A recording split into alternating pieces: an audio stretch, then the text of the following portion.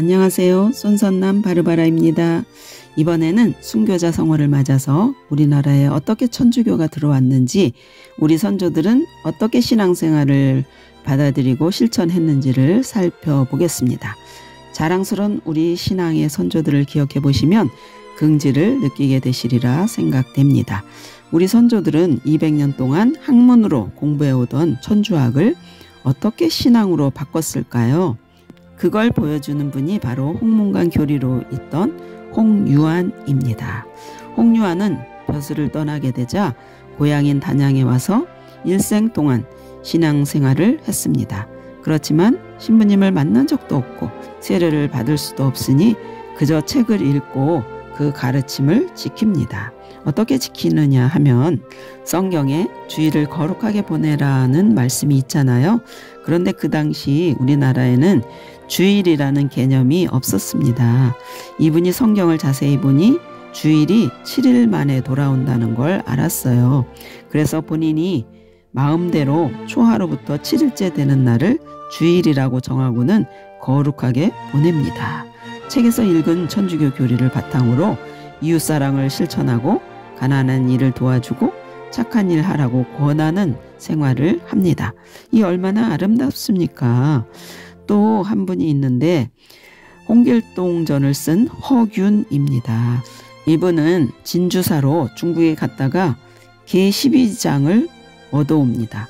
개 12장이 뭐냐 하면 바로 천주교의 기도문 12개를 말하는데요.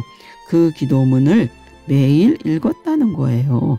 물론 기도 생활을 어떻게 했는지 자세히는 알 수 없지만 유몽인이 쓴 어우야담이나 이 무렵의 선비들이 쓴 다른 책에도 허균이 천주교 실천운동을 했다는 기록이 남아 있습니다. 특히 그의 소설 홍길동전은 적자가 아니라 서자를 주인공으로 삼았잖아요. 그건 천주교의 평등 사상을 배우지 않고는 그 시대에 상상조차 하기 힘든 일이지요. 그리고 조선 후기 사회변동 속에서 진지하게 참 진리를 추구하던 지식인들이 마침내는 단순한 학문적 진리가 아니라 인생의 의미와 가치를 부여하는 종교적 욕구를 추구하는 변화를 보입니다. 교회도 없는 곳에서 한두 사람이 자발적으로 신앙생활을 실천한 경우는 세계교회 역사상 유례가 없는 한국교회에만 있는 특별한 사건이 된 것입니다. 그렇긴 하지만 한두 사람의 신앙 실천 운동이 민족의 구원사로 연결되는가 하는 문제가 남아있는데 그 고비를 넘겨주는 것이 그 유명한 천지남 강화캐입니다.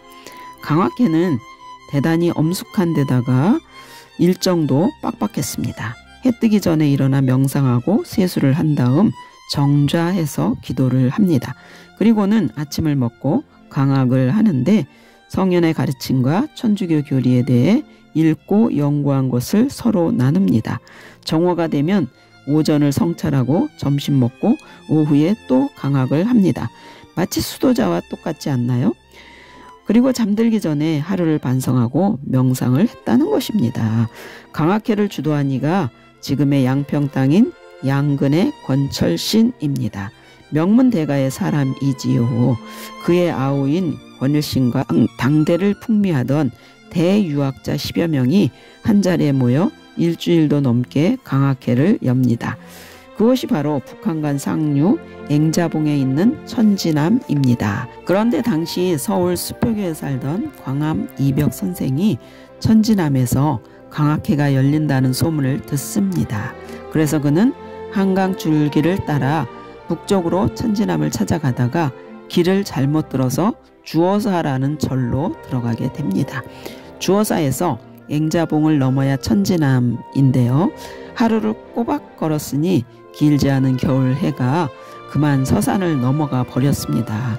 주어사에 들어가서 강학회가 열리는 곳이 어디냐고 물으니 스님 한 분이 횃불을 들고 광암 이벽 선생을 천지남에 데려다 줍니다. 대단하지요?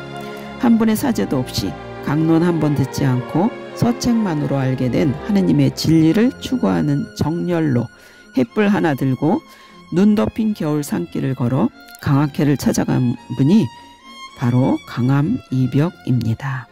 그렇게 참여해서 그 유명한 천주 공경가와 십계명가도 만들고 서민들이 알아듣기 쉽게 천주교 교리에 곡을 붙였습니다. 그렇게 진지하고 치열했습니다. 요즘은 어떻습니까? 성당에서 젊은 사람들 모아놓고 절반은 노래 부르고 놀고 그러면 좋지 않을까 하는 생각도 들지요. 안 그러면 힘들어 한다고 하니까 정작 젊은 사람들은 오락기나 컴퓨터 앞이나 나이트클럽에 가서는 밤새 잘들 놉니다. 그런데 왜 하느님 성체 대전에서는 밤을 못 새우는 걸까요? 생각해보면 우리가 지금 흐트러지는 때가 있더라도 할아버지와 어머니, 아버지와 함께 꾸벅꾸벅 졸면서 묵주기도 바치던 때가 생각나서 돌아올 수 있지 않았었습니까? 어릴 때 이런 체험을 다 넣어주면 좋겠다는 생각이 듭니다. 사실 학문적인 갈구가 지적 호기심을 자극해서 과학적이고 객관적인 진리를 터득하게 해주지만 그것 자체로는 삶의 의미나 가치를 부여하지는 못합니다. 그러니 그들의 학문적 연구가 종교적 갈구로 변화된 것이고 그 앞자리에 선 광암 선생을 우리는 초대교회의 첫 번째 공로자로 모시게 된 것입니다. 그 무렵 1783년 조정에서는 북경으로 동지사를 보냅니다. 이때 서장관으로 간 사람이 이동욱 선생인데 바로 우리나라 첫 번째 신자가 된 이승훈 베드로의 아버지이십니다. 광암이 이승훈을 불러서 동지사로 떠난 아버지를 수행해서 북경에 가면 서양 신부들을 만나서 천주교 서적을 좀 구해오라고 부탁을 합니다. 이승훈은 이때만 해도 천주교에 관심이 없었지만 유명한 광암 이벽 선생이 간곡히 부탁하니까 들어드려야 되겠다 한 거죠. 그런데 이승훈이 북경 남당에 가서 그라몽 신부님을 만납니다. 서로 말이 통하지 않으니 종이에 글씨를 써서 주고받으며 두 사람 간의 대화가 잘 통합니다. 나중에 이승훈이 세례를 받으니 그라몽 신부가 친구 신부에게 편지를 써서 이렇게 말합니다. 조선의 선비가 천재다. 가르쳐주는 바를 다 알아듣고 또 핵심을 질문해 온다. 나는 한국교회의 머릿돌이 되라는 의미에서 그에게 베드로라는 세례명을 주었다라고 썼는데 정말로 이승훈 베드로는 우리나라의 천주교의 주춧돌을 놓은 베드로가 되었습니다. 네, 지금까지 천주학이 어떻게 신앙으로 들어오게 되었는지를 살펴보았습니다. 다음 동영상은 이승훈 베드로에 대해서 올리겠습니다. 기대하세요. 네, 감사합니다.